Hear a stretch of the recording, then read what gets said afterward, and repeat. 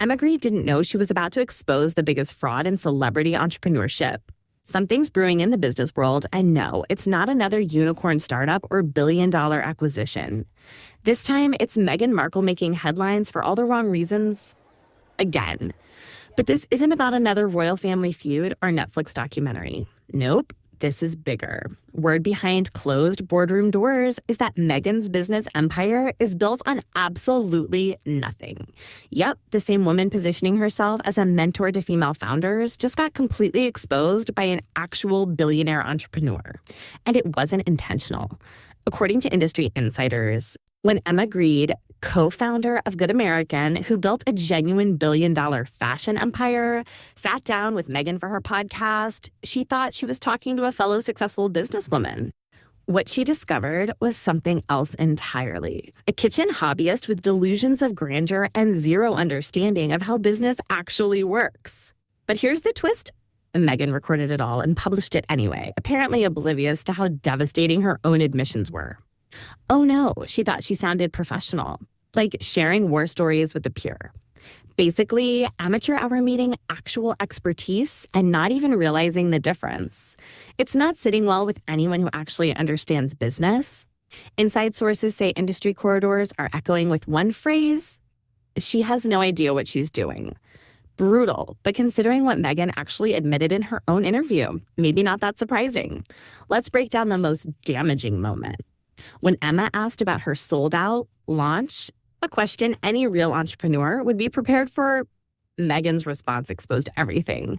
No, it was a beautiful surprise. I had a feeling there would be a lot of interest, and we planned for that. We didn't plan for everything selling out in under an hour. The dutiful surprise, let that sink in. Someone positioning herself as a business mentor to aspiring female founders just admitted she had no idea how to forecast demand for her own product. EMME GREDE built Good American by analyzing market gaps, testing demand extensively, and planning scalable production before launch. She generated $1 million in sales on day one with sustainable inventory systems. Meghan made 50 jars of jam in her kitchen and was surprised when celebrities she gave them to for free actually posted about them. This isn't business strategy. It's accidental viral marketing that she completely misunderstood. But the most devastating admission came when Meghan described her business origins. Truth be told, I had just been making a lot of jams and preserves at home and sharing them as holiday gifts with a lot of friends. Holiday gifts.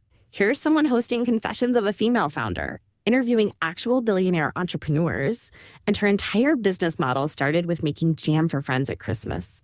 EMME GREDE identified a massive gap in the fashion market, developed innovative sizing technology, built strategic partnerships with retailers, and created scalable direct-to-consumer systems. Meghan made preserves in her kitchen and thinks that qualifies her to mentor other entrepreneurs. The disconnect between perception and reality couldn't be more stark. Even worse was Meghan's admission about what happened after her accidental sellout.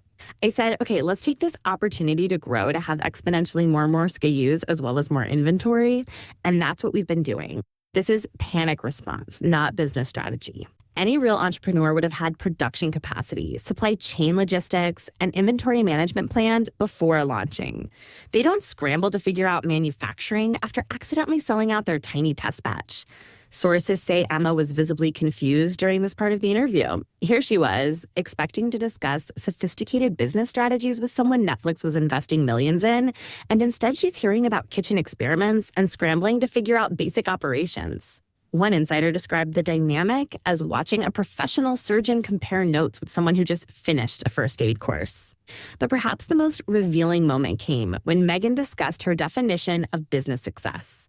For me, it would have been a huge success and not a failure if I was selling my homemade jams at farmer's market and I'd gotten a cottage license. Cottage license. This is someone with a $100 million Netflix deal and global platform saying that farmer's market sales would represent huge success for her. EMME GREDE measures success by revenue growth, market penetration, profit margins, and scalable business models. She built Good American into a company worth hundreds of millions by solving real problems for millions of customers. Meghan measures success by whether she feels good about selling homemade jam at local markets. That's therapy talk, not business strategy. When she told Emma that someone else's sense of what success looks like is not necessarily what mine is, she was essentially admitting she operates by completely different standards than actual entrepreneurs. The most unintentionally hilarious moment came when Megan tried to sound business savvy about managing multiple projects. At a certain point, the only thing I want spread thin is my jam. This was supposed to be clever wordplay about focus and priorities. Instead, it revealed someone who can't handle basic business operations. She had to stop her podcast, literally stop talking about business, because she couldn't manage talking about jam while making jam at the same time.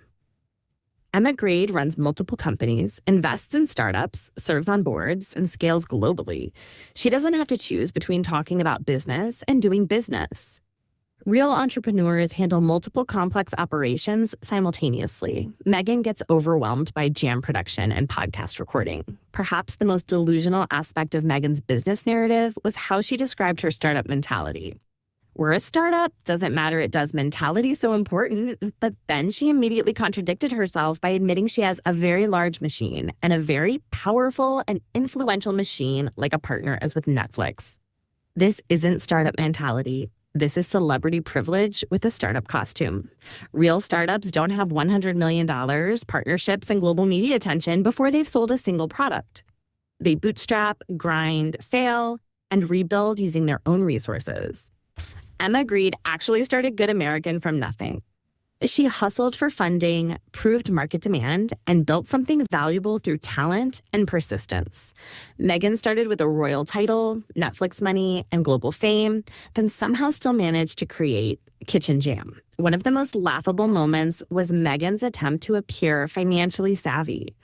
I grew up clipping coupons. I still go on Retail Me Not before I buy something online to see if there's a promo code. Here's someone who lives in a $14.7 million mansion with $50, 000 plus monthly mortgage payments. Trying to relate to entrepreneurs who actually watch every penny because their business survival depends on it.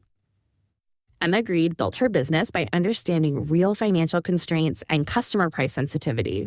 She knows what it means to make payroll, manage cash flow, and stretch limited resources. Megan thinks using promo codes while burning through millions makes her financially responsible. The disconnect is breathtaking.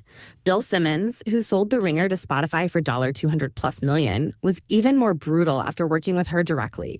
F asterisks in gristers. What does he do? What's your talent? Why are we listening to you? These aren't jealous competitors. These are successful entrepreneurs who've built actual value and can recognize fraud when they see it. Royal expert Hillary Fordwich told Fox News that Megan's content was lacking substantive business acumen and that she has failed to deliver beneficial advice to the audience. Even business podcast experts were baffled. Where there should be depth and honesty, there's insincerity and a heavily contrived appearance. Within the business community, the reaction has been swift and brutal. Venture capitalists who once might have entertained meetings are now actively avoiding the Sussex brand.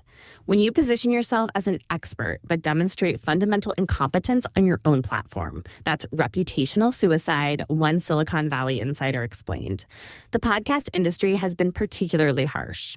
Multiple executives have described Megan's approach as misleading to aspiring entrepreneurs who need real guidance, not lifestyle fantasy.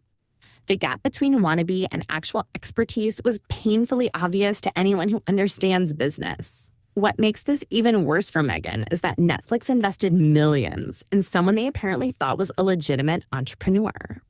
Industry sources suggest that Netflix executives were surprised by how amateur Megan's actual business knowledge proved to be during content development. The EMME GREDE interview also exposed the fundamental dishonesty of Megan's billionaire friend collection. These strategic relationships were supposed to position Megan as a peer to successful entrepreneurs. Instead, the interview revealed someone so out of her depth that actual billionaires can't help but notice the incompetence. Whitney Wolfe built Bumble through sophisticated technology development and global scaling strategies. Jamie Kern-Lima created IT cosmetics by solving real customer problems and building distribution partnerships. Meanwhile, Megan's greatest business insight is that she wants the only thing spread thin to be my jam. These women built billion-dollar companies. Megan made holiday gifts and got surprised when people liked them. Perhaps the most damaging aspect of this exposure is how it reveals Megan's entire business mentor persona as fraudulent. Aspiring entrepreneurs listen to confessions of a female founder, expecting to learn from someone who successfully built something. Instead, they're getting advice from someone whose business experience consists of making jam for friends and panicking when it accidentally went viral. It's educational malpractice, one business school professor observed. She's positioning herself as an expert while demonstrating textbook examples of what not to do. Women looking for real business mentorship are getting beautiful surprise planning and cottage license ambitions instead of actual strategies for building sustainable companies. The business community has spoken, and Megan's entrepreneurial credibility is finished. Actual successful people are publicly calling her incompetent. Industry experts are warning against her advice. Investors are avoiding the Sussex brand entirely. Her greatest achievement remains accidentally selling out 50 jars of jam she made in her kitchen, something any food blogger with a social media following could accomplish. So now Megan stands exposed as someone who fundamentally misunderstands what entrepreneurship actually requires. The jam business isn't a business. It's a hobby that got accidental publicity. The podcast isn't mentorship. It's performance art by someone who doesn't understand the subject matter. The billionaire friendships aren't pure relationships. They're strategic acquisitions by someone trying to borrow credibility she can't earn. GREDE built Good American by identifying market needs, developing innovative solutions, and executing flawlessly at scale. She earned her success through competence, persistence, and value creation.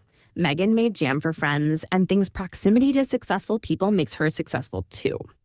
Real entrepreneurship requires vision, execution, resilience, and learning from failure. It demands understanding markets, serving customers, and building something that creates value beyond personal brand.